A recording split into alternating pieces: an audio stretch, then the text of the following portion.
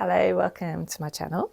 We are going to talk about the death card today, which I think the more and more I do tarot, the more I'm fascinated by this card. And I'm particularly pleased as well with my Kate Bush song choice and how the card came out.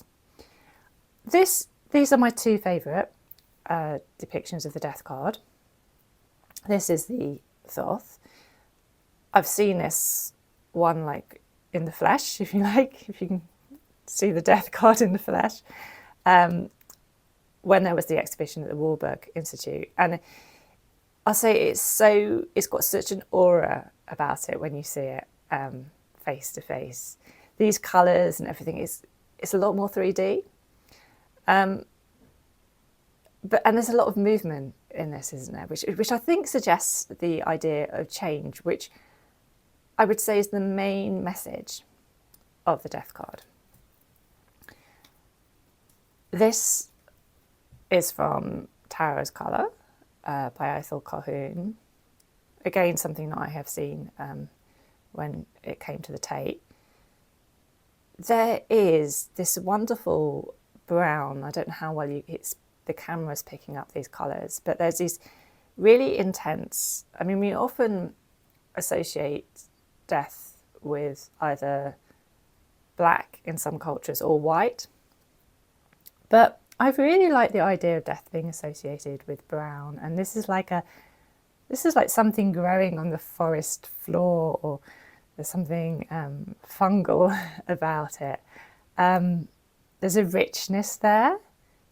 It is an old polished wood that has been polished for centuries. There is like a patina, if you like, from the card, a sense of history. There is a sense of, in that brown, I think, things decaying, but then in that decay and that richness, that feeding what's going to come, the new life. And to me, this turquoise colour here represents that new life. But there is a conflict in that contrast almost. These are almost like a clashing in these colours. We sense this tension between what is dying away and what is wanting to come forward.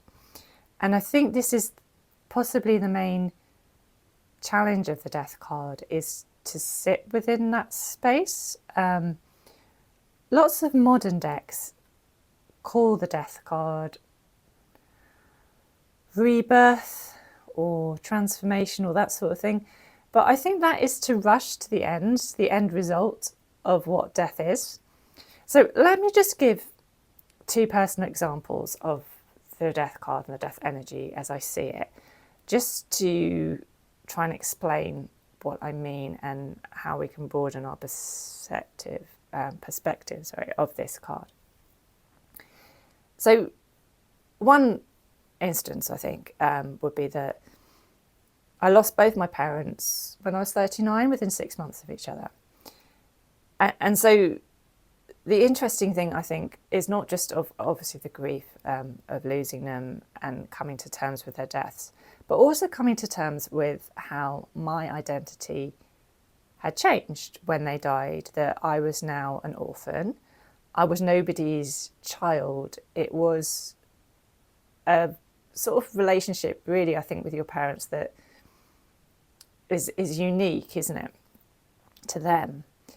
And that had gone as well. And it was such a catalyst, I think, especially being 39 in that moment when I lost them, when I was kind of approaching middle age myself. It was such a catalyst for change with so many things in my life. And there is that sense with the death that you have got that grieving the past and what's been lost, but also realising that your future is not going to be the same anymore. That death also doesn't just change the past, it changes the future as well, doesn't it? And then the second example I can think of is more related to the fact, like 5 or 6 years ago, I had autistic burnout, although I didn't realise it was autistic burnout at the time, because I didn't realise I was autistic at the time. And ever since that moment, I think when I realised that I was autistic, there was that looking back and having to look at the past with a new lens and stuff. But I think what I hadn't appreciated was how it would change me going forward, that I wouldn't be able to mask to the same extent that I was able to before my burnout. Before burnout, I had lots and lots of things I would do socially. I was actually quite busy. On the surface, I had quite a full, rounded, it was very stressful underneath that surface, and I was unhappy. But from the outside, it looked like I had lots of friends and lots of things going on. And after burnout, I was unable to mask the same extent. Even if I wanted to, it would exhaust me, the act of masking it, in a way it hadn't exhausted me before, or maybe I was just more aware, I was more sensitive to when I was stepping into that masked, inauthentic space, I suppose. So that has been, I would say I'm still within this energy. I would say I'm not at that rebirth stage yet. I'm still 6 years on, trying to reassess what I need to let go of. And there have been things that I haven't been able to do as much or see as many friends as I would have wanted to see and things. And there's been my life is a lot quieter now, which has been great for my creativity and great for my mental health. But there is a sadness too in letting go of my old life and my old patterns. And as I said, this death card or this death energy is still happening. It isn't, and I suppose that's what I resist in the idea of the rebirth thing, that as a society we're not very good at dealing with death, and we definitely try and rush the process, the mourning process, the grieving process. I know with my parents that it took a lot longer than that traditional idea of give it a year. I would say that I still had days when I would just be hit by the grief and it would come like a wave and I'd be quite shocked by it. And I would say I had those moments, I think up until about 7-8 years after their death, I still had those. It's definitely mellowed now. It's changed now. My relationship to their death and to them has changed. But it isn't a process that can be rushed. And I love the colours in this one particularly, and this, because there is a gentleness and a patience, I think, somehow suggested through that. And the fact that we can have both energies at the same time. We can have the past and letting go of that, and we can have the new coming through. And it is, whenever we're grieving anything, whether it's a person or just like a job or a dream that's failed or whatever, that there is that mix of emotions, isn't there? We don't often, I think, feel one thing. We have this complexity, and it's being able to sit within that tension sometimes. Anyway, let me talk quickly. I think I just spoke for longer than I wanted on that. Let me talk quickly about the Kate Bush song choice. Right. Let me move these out of the way. So this is from Never Forever. I've used the title here, Blow Away, because it just seemed a wonderful image for that surrender that is needed when you're coming to terms with a death. I've tried to use the same colours. This is it looks, it's dry to like a more of a black colour, but it was like a really dark brown. And then I've got this turquoise coming through because I wanted this sense of the tension of the old and the new. I wanted a sense of movement. This is from the album with her, Kate Bush, sticking her tongue out. I don't know if she's being a bat or a moth or what, but I love the playfulness in that, the darkness of it, this sort of quite gothic image. I imagine it almost like she's in a bubble here, and that is floating, drifting off into the air. She said for the lyrics that it was the idea, and I think I'm going to explain this badly because can't quite get my head around it myself, but the idea that really with sound waves, they don't disappear anywhere. So when you speak or you sing, the sound wave, you can no longer hear it, but the sound is still there, if that makes sense. And she was exploring that, and the idea is this with the song is that it is almost like she's imagining in the afterlife a band of musicians who aren't with us anymore, and they've all come together and they're still carrying on with their music in heaven, if you like.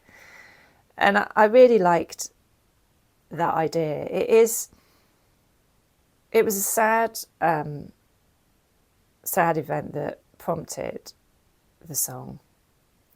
I'll probably link actually a Warren Capebush encyclopedia where it says about who the song was dedicated to.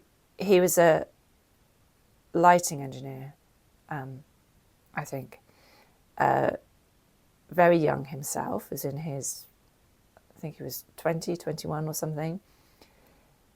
And he worked on her 1979 tour, and he died. There was an awful accident in one of the venues, and he died.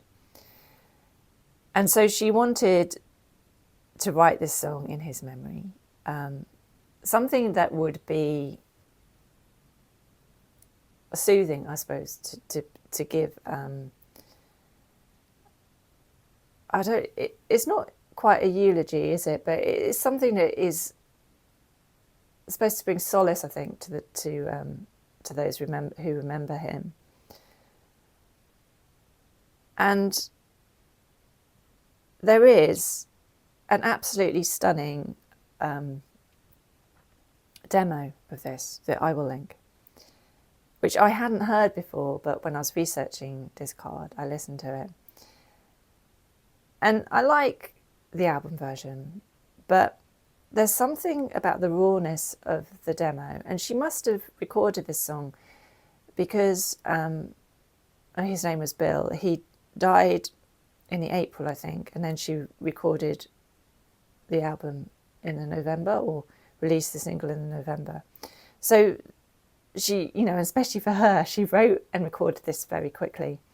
But there was something about the rawness and the haunting vulnerability of that demo that is incredible. It is like, I think this is what reminded me about why she's such a special artist. There is that quality. I think, just to return to this and this and what I was saying about seeing these paintings in real life and how they had an atmosphere, an aura to them. I think this is also, there's something about that recording that has the same atmosphere. And I like the idea of this, as I've said before, these are cards for me to reflect on. I like the idea of, if this is my card for the month, to be thinking, well, what needs to blow away? What do I need to surrender? And that lightness in those lyrics, that sense of release that you also get. And that is the positive side of the Death card, which, there is, when we change can be painful, but there is learning, even in the most painful situations. And I don't want that to sound trite, or that I'm minimising how painful some situations are and how difficult it can be to be in this space, because I recognise that too. But I have found it soothing and comforting when I have been through those really difficult moments to focus as well on that light, to focus on that kind of indigo, that green, that life, if you like. So that is my take on the death card. Please leave any comments or anything you want to add to that. And thanks as always for watching. Goodbye.